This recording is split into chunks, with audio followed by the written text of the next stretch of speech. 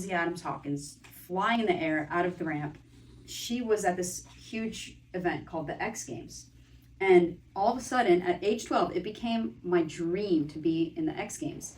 And so I skated every chance I got. You know, I at the time, I didn't live very close to the same kind of ramps that she did. But, you know, it was something I worked on for years and years and years. And fast forward, maybe 10 years later, I get an invite to be an alternate at the X Games. And so I go and I get to skate with Lindsay Adams Hawkins in practices and all these heroes and idols and women that I've looked up to for my whole journey.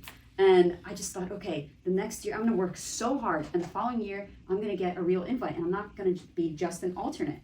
And so I did that. I committed myself to driving down to San Diego because I was living in LA at school at the time, and San Diego is the best place if you want to skate vert.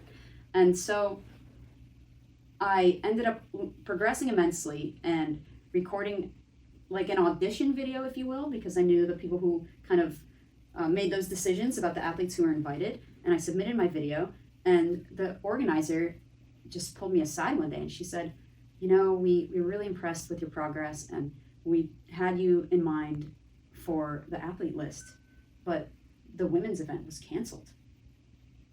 And I was so just taken aback by that, because it had been like this really intense drive and mission for me that had fueled me through my teenage years and into my 20s. And I was like, wait, you canceled my dream? Like, how do you even do that?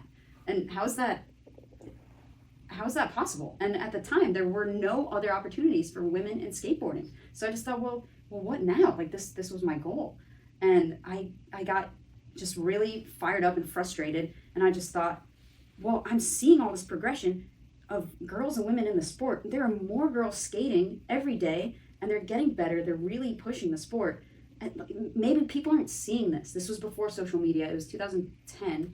And I just thought, well, maybe I have to find a way to show them.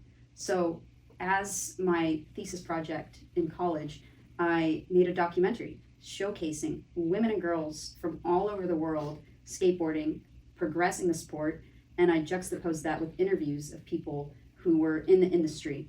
And essentially, the documentary, once it came out, it went on the whole documentary circuit and went to a bunch of film festivals, and it got the skate and action sports industry talking about women's skateboarding, and they kind of realized that this was something that was growing.